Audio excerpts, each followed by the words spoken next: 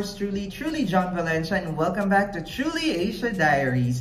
For today, we are back for another reaction video para sa bonggang-bonggang Ama Cabogera performance ni Maymay Entrata sa Top 12 Swimsuit Competition ng Binibining Pilipinas. Ayan, panonoorin nga natin ang Top 12 Swimsuit Competition kung saan si Maymay ang kumanta at sabi nila live na live daw to. So tingnan natin kung paano ba kumabog ng bongga si Maymay on stage na Binibining Pilipinas. But before we proceed, guys, if you're new to this channel, please don't forget to subscribe and hit the notification bell for more reaction video. And if you have any other requests, just comment down below and we will check that out for you. So what are we waiting for? Let's go check this out.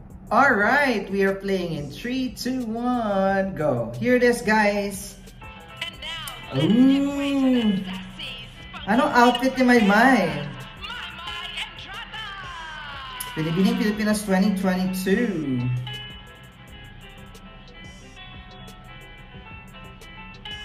Ganda ng stage ha, madilim pa yan. Wow! Ooh, love her outfit. Oh my God. Oh, bongga! Oh my God, ang ganda na outfit ni Maymay. And live.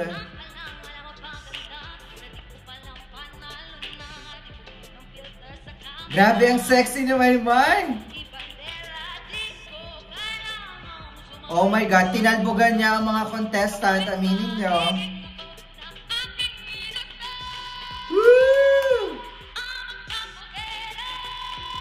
Oh! Hold on, guys. Grabe, umpisa pa lang, live na live. Alakalain nyo, kayang-kaya talaga ni Maymay yung high notes na yon. At talaga naman, outfit-wise, talbog ang mga Binibining Pilipinas na kasama niya. Kung kayo ay sang-ayon sa akin, i-comment down below ninyo, di ba? Grabe ang curves ni Maymay. Deserve niya to be on Binibining Pilipinas stage. Pero sana, no, sumali siya one day. Let's see. Okay, so parang ipapakita muna yung mga girls dahil lumabas si Maymay. Sino ba ang top 12 ng Binibining Pilipinas 2022? Oh my God, si Karen. Hindi siya nanalo, guys. Nakita ko sa Facebook, wala siyang nakuhang crown. Grabe, sexy niya. Ganda. Sayang wala siya nakuhang crown, but mali mo naman pang Miss Universe pala si Karen.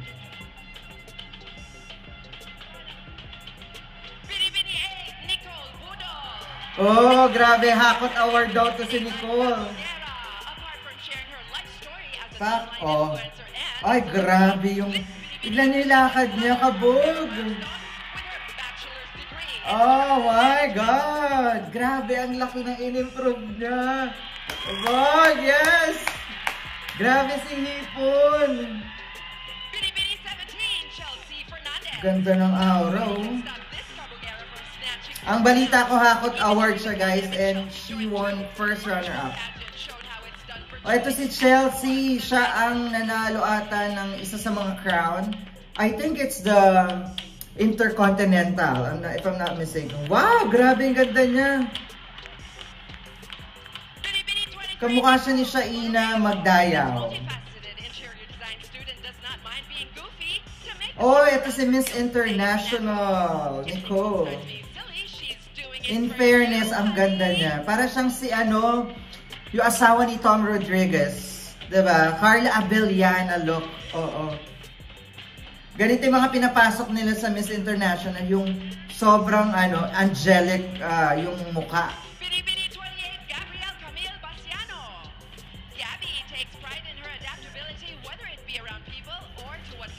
Oh, there you go. That's Gabby Basiano, guys. Siya yung first runner-up last year, pero this year nanalo ata siya ng crown, which is, I think, the Miss Globe. Nakita ko yan sa Facebook. Pak, oh, in fairness ha, ganda niya dito compared sa last year. Oh, ito, crowd favorite din to si Liana. Oh my God, pumasok na agad si Maymay. Hindi pa pala. Oh, bakit pumasok na agad si Maymay? Charot! Oh my God, grabe, live talaga kinakanta ni Maymay.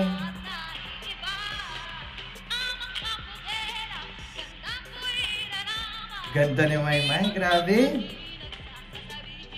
Pwede siyang magbinibining Pilipinas or Miss Universe. Oh, hitting the high notes live.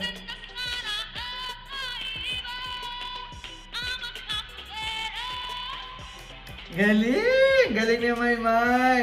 Okay, let's see the next 6. Bakit ganito?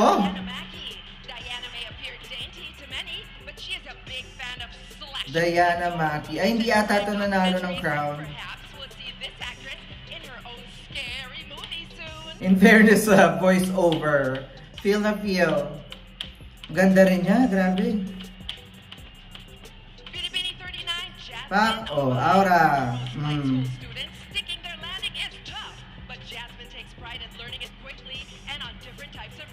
Parang sumali na to dati si Jasmine. Pero parang wala din siya nakuhang crown. Pak, oh. In fairness sa swimsuit nila, white lang pero ang ganda. Tapos may pakapa din. Ito, si Miss Grand International. Pak, oh. Aura. Ooh. Oh my God, parang magbibigay din siya ng first golden crown. Sana, no? Pak, oh. Yes.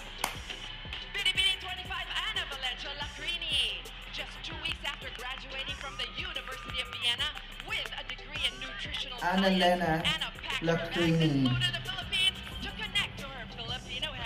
Oh, hindi siya from Philippines talaga. Pak, oh. In fairness sa top 12, lahat kabog.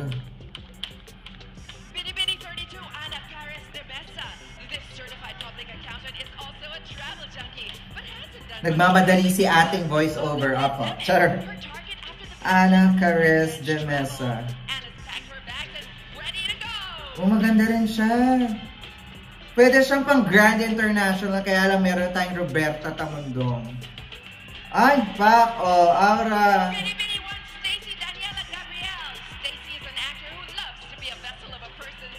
Ito si second runner-up. Oh, diba? Pumasok ulit si Maymay agad-agad. Opo. Grabe, live talaga si Maymay.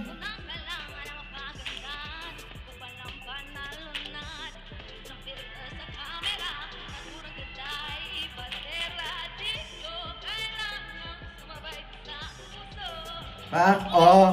Woo! Kabog! Bagay na bagay. The serve.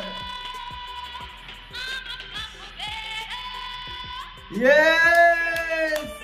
There you have it, Maymay. Grabe, guys. That is Maymay Entradas Ama Kabogera performance for Binibining Pilipinas Top 12 Swimsuit Competition. Yes, kabog na kabog. In fairness, live. Live na kinanta ni Maymay. You can hear the raw vocal at saka yung mga high notes. And of course, the looks itself. Pang Binibining Pilipinas din si Maymay. Aminin nyo, kinabog niya ang mga Binibining Pilipinas ladies. And she belonged to lead the pack ng mga sexy ladies na ito. And of course, grabe ang gaganda ng Binibining Pilipinas Top 12. And in fairness, sa stage and production this year, in fairness talaga, hindi sila nagpatalo and they still wanted to be the best pageant in the Philippines, which is totoo naman, guys. Everything started with Binibining Pilipinas at talaga naman hindi natin yung matatapatan, but Maymay is really a total ama kabogera. Alright, that's our reaction for today. If you enjoyed this reaction video, please don't forget to give it a thumbs up, and if you're new to the channel, just subscribe and hit the notification bell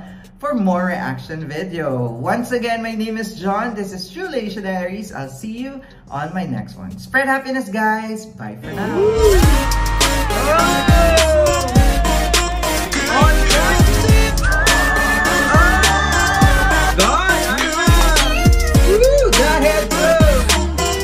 Oh my God!